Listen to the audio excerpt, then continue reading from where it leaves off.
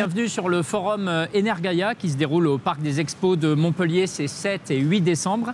Un événement annuel dédié aux professionnels des secteurs des énergies renouvelables, organisé par la SPL Occitanie Events et porté par la région Occitanie. Nous sommes sur le plateau L'œil de l'expert, un nouveau format pour apporter une expertise économie pointue en cette 16e édition qui bat tous les records d'exposants et de participation. Alors, emballement des factures énergétiques, quelles solutions pour les centres commerciaux? Pour en parler, à mes côtés, Grégory Wouters. Monsieur Wouters, bonjour. Bonjour, monsieur Vialas. Vous êtes président de la Fédération du commerce et de la distribution Occitanie et propriétaire exploitant de 2 magasins Super U à Rodez, en Aveyron. Oui. Vous êtes aussi administrateur de l'enseigne Système U, notamment en charge des questions de développement, des travaux, des nouveaux magasins ou de magasins existants. Ça tombe bien vu la thématique du jour. La Fédération du commerce et de la distribution Occitanie, je le rappelle, qui regroupe à peu près les 2/3 de la grande distribution, toutes les enseignes sauf Leclerc et Intermarché, pour faire simple. Alors comment le secteur de la grande distribution est-il impacté par la crise énergétique qui nous préoccupe aujourd'hui? Dans quelle proportion? Alors, il faut déjà avoir en tête que la grande distribution, donc ce qu'on appelle les hypermarchés, supermarchés et centres commerciaux, sont assez énergivores, puisque la consommation énergétique moyenne dans un de ces magasins peut aller de 0,5 à 1% du chiffre d'affaires hors taxe, ce qui représente une part importante effectivement de consommation. Si on met ça en rapport avec le résultat moyen connu dans la profession qui est entre 1,5 point et 2 points de chiffre d'affaires hors taxe, on se rend bien compte que la crise énergétique qui nous fait face, le mur énergétique, comme le souligne notre président, est une vraie inquiétude, est une vraie responsabilité à prendre en compte aujourd'hui. Comment s'annoncent les prochains mois, 2023, qui arrivent? Alors, en tout cas pour l'enseigne Système U, l'année 2022 était entre guillemets couverte par des achats d'anticipation, donc on n'a pas eu encore à ce jour d'impact trop important. 2023 s'annonce assez compliqué.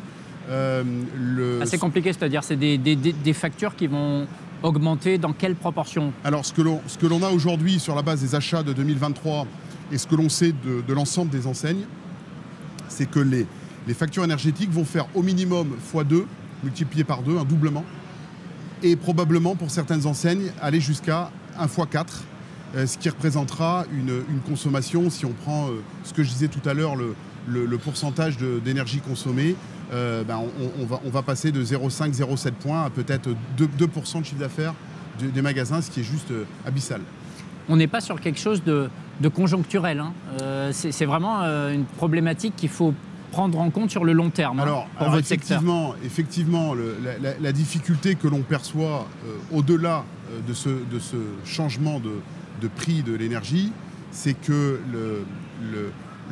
il est très peu probable qu'on revienne rapidement en arrière, ou en tout cas dans les taux qu'on connaissait historiquement. Donc en fait, l'inquiétude, elle est conjoncturelle à court terme pour absorber la hausse majeure qu'il y aura en 2023, et aussi de se projeter dans le temps de manière à pouvoir préparer des économies d'énergie durables pour absorber dans le temps, petit à petit, cette consommation énergétique qui restera à un niveau probablement plus élevé que dans les années passées.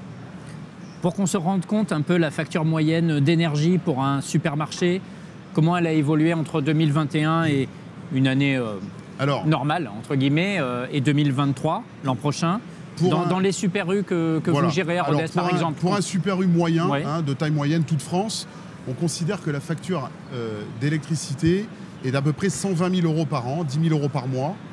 Et donc c'est le cas en 2022. Et si je rapporte ça en 2023 sur la base des tarifs actuellement négociés, nous allons passer aux environs de 250 000 euros. Donc un écart, x2, ce que je disais.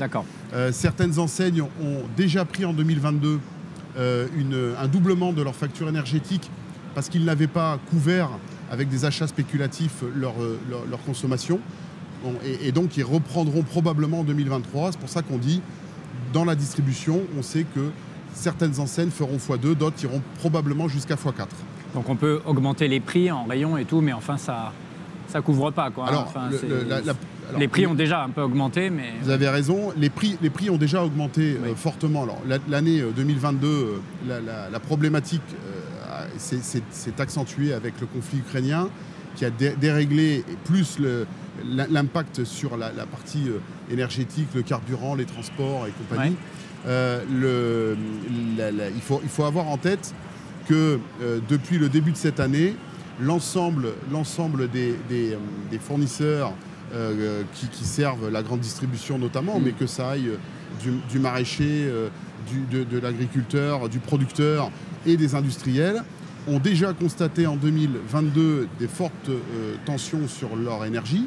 Et donc ces gens-là ont déjà répercuté dans nos achats et donc nous nécessairement dans les prix de vente une part de cette inflation, mais qui n'est pas celle, en tout cas pour les magasins U, subie directement par les magasins sur leur facture d'énergie l'année prochaine.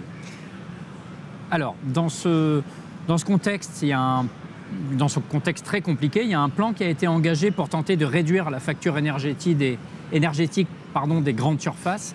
Un plan mis en place par Perifem, je crois, la fédération qui regroupe l'ensemble des acteurs de la distribution ainsi que leurs fournisseurs autour de ces préoccupations d'environnement, d'énergie, de sécurité, d'innovation technologique. Ça s'appelle donc Perifem, P-E-R-I-F-E-M, cette fédération.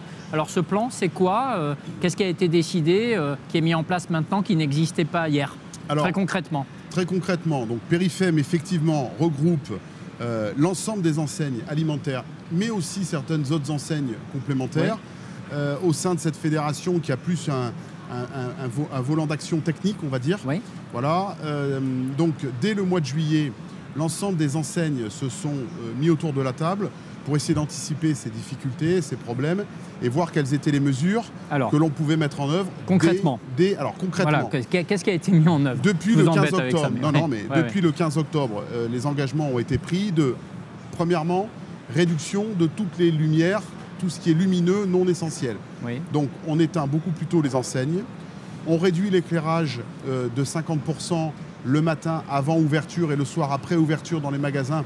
Les équipes travaillent bien évidemment dès 4 ou 5 heures du matin jusqu'à 8 ou 9 heures les ouvertures de points de vente aux clients. Ces plages horaires de travail sont des plages où on réduit fortement l'intensité lumineuse de 50%. En journée, certains magasins, c'est notre cas chez Système U, nous réduisons l'éclairage de 30% entre midi et 2 par exemple, quand l'affluence est moins forte, pour aller essayer de capter quelques économies d'énergie. Autre point significatif que l'on commence à mesurer et à ressentir maintenant, c'est la baisse de la température des points de vente. Historiquement, les magasins étaient réglés finalement aux alentours de 19-20 degrés, qui est une température de confort habituelle, comme on met à la maison. Depuis le 15 octobre, l'engagement de la profession est de réduire la température consigne de chauffage à 17 degrés, donc l'hiver, et la climatisation ne démarre plus dans les magasins avant 25 ou 26 degrés l'été. Voilà, ça, ce sont des engagements forts, sachant que le poste de consommation le plus important en hyper-super, c'est la production de froid. Jusqu'à 60%. C'est ça, qui pèse entre 50 et 60% de la consommation moyenne d'un point de vente. Et ça, c'est incompressible. Alors, c'est quasiment incompressible parce que d'abord, ça fonctionne jour et nuit. Bien sûr. Évidemment, la nuit, les appels de consommation sont moins forts puisque les portes ne s'ouvrent pas, il n'y a pas les clients, on ne travaille pas dans les laboratoires. Mais malgré tout, le point important de travail que l'on a à faire et d'optimisation qu'on a à faire, c'est le poste froid. Le sujet où on peut travailler, les enseignes s'y sont déjà attelées, c'est de travailler sur l'optimisation des consignes de température, en respectant bien évidemment les réglementations à laquelle nous sommes obligés de respecter. Mais par contre, on peut travailler sur les laboratoires.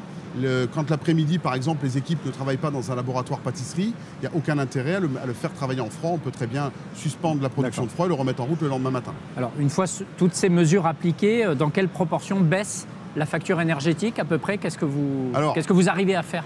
Je vous le confirmerai dans quelques semaines ou quelques mois, mais aujourd'hui, les mesures que l'on fait, ces choix ou ces décisions d'optimisation de réglage vont nous permettre d'aller probablement chercher 10 à 15% d'économie d'énergie sur le fonctionnement. sans parler de choix techniques, d'investissement dont on va parler un petit peu après. Mais uniquement en optimisation réglage, on ne parle que, même si c'est déjà bien, 10 à 15%. D'accord. 10 à 15%, donc, et aussi 25% de gains aussi. Alors, le sujet, résumez-nous voilà, un peu. alors, Ouais. le sujet important, au-delà de ces optimisations de réglage, on va dire, c'est un certain nombre d'investissements qui génèrent, il nous reste 4 minutes 40, qui génèrent de l'économie d'énergie. Donc les investissements sont, de manière très simple, les centrales de production de froid que l'on peut changer pour des gaz et des centrales plus modernes. C'est des gros budgets, mais ça fonctionne. C'est tout ce qui est mise en place du LED pour tout ce qui est éclairage. Oui. Les magasins l'ont pour la plupart déjà fait. Et le poste important, qui est d'ailleurs le reflet de ce qu'on voit sur ce salon aujourd'hui, c'est le photovoltaïque. Bien évidemment, la vraie économie d'énergie passera par l'investissement photovoltaïque. Il faut savoir qu'on a la chance dans notre métier d'avoir une courbe de consommation qui suit la courbe solaire. Oui. Parce qu'on consomme principalement en journée. Et donc cette courbe solaire nous permet d'aller chercher 25% de réduction de facture d'énergie en optimisant notre photovoltaïque. Là, c'est une vraie économie. Donc on peut tabler sur environ 50% de gagné, entre guillemets, par rapport à la, si on va chercher, à la hausse, c'est ça ? Si on va chercher 10-15% d'économie et 25% de photovoltaïque, allez, je dirais plutôt 40%. Plutôt 40%. Voilà, plutôt 40%. On espère gommer 40% de l'économie. Gommer 40%, voilà, d'accord. Voilà. Les ombrières photovoltaïques sur les parkings des supermarchés, il y a une législation qui est en cours d'être mise en place. Là, je ne sais plus exactement où ça en est précisément, mais il va y avoir une obligation. C'est ça. C'est une opportunité pour vous. Beaucoup de magasins ont déjà initié des investissements photovoltaïques. On les voit fleurir un petit peu partout. Le gouvernement est en train de travailler sur des décrets obligeant l'ensemble des parkings de plus de 80 places à installer sur la moitié de leur surface du photovoltaïque. Donc c'est un gisement, je crois, de 14-15 milliards d'euros au niveau national. Bon, les choses sont en train de se caler. On verra dans les décrets définitifs quelles sont les activités absolument contraintes. Voilà. Mais en attendant, il est évident que le photovoltaïque, qui permet de consommer de l'énergie solaire gratuite, permettra demain, pour nous et pour d'autres, d'aller vers de l'économie d'énergie durable. Est-ce qu'il y a d'autres principes de fonctionnement, des points de vente qui peuvent être revus très rapidement? On est sur la fin de l'échange, là, cher monsieur Wouters. Est-ce qu'on a besoin d'autant de linéaire froid ou sur les amplitudes horaires des points de vente? Qu'est-ce qu'on peut mettre en place, là aussi, d'innovant? Toutes les questions sont sur la table. Effectivement, un certain nombre de linéaires froids sont peut-être pas nécessaires dans les tailles actuelles. Il y aura peut-être des choix qui seront faits, mais je dirais que ce sera un deuxième temps. Sur on entend beaucoup parler des réductions d'horaires d'ouverture.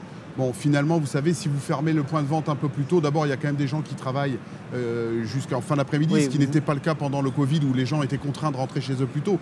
Et puis au final, quand vous rentrez chez vous plus tôt, parce que les supermarchés ou les centres commerciaux sont fermés, finalement, vous allumez votre chauffage et votre éclairage plus tôt aussi chez vous. Et donc, l'un dans l'autre, les mesures qui sont faites ne sont pas très significatives. D'accord. Et il y a aussi les rénovations énergétiques des bâtiments eux-mêmes, des coques commerciales, je ne sais pas si on peut dire ça, qui datent pour beaucoup, qui ont été construites dans les années 70, qui sont un peu des passoires énergétiques. Alors beaucoup de points de vente, effectivement, ont 40 ans aujourd'hui. Mes deux magasins ont été construits dans les années 80. Donc ça veut dire effectivement des techniques et des matériaux qui ne sont pas ceux d'aujourd'hui. Donc ça inclut forcément la remise en question d'un certain nombre de construction, d'optimisation, par de l'isolation, j'ai refait moi personnellement un de mes magasins complètement à neuf cette année. On a profité de refaire complètement le chauffage en récupérant la chaleur produite par le froid pour la réinjecter dans le magasin. On a profité de refaire l'ensemble de la façade avec des matériaux beaucoup plus isolants et récupérant aussi le rayonnement solaire. Donc bien évidemment, la grande distribution dans les années à venir, pour ceux qui ne l'ont pas déjà fait, sera amenée à améliorer la qualité d'isolation des points de vente et donc la consommation énergétique. C'était un investissement conséquent vous concernant, Alors, je crois. On a réinjecté quasiment 4 millions d'euros, Quand même, ouais. dont à peu près un tiers uniquement sur la rénovation des outils de consommation énergétique. Mais au-delà de la crise énergétique actuelle, c'est le cadre réglementaire qui vous y oblige aussi dans le cadre du décret tertiaire de la loi Elan. Exactement. Voilà, nous aurons d'ici 2040 des obligations de réduction de nos énergies en prenant des années de référence dans les quelques années passées, effectivement. Monsieur Wouters, merci beaucoup pour ces explications, ces éclairages. Et je vous souhaite un très bon forum. Merci. Energaia. Merci à vous. Beaucoup. À bientôt. Bonne journée. À bientôt pour une nouvelle séquence. Merci beaucoup.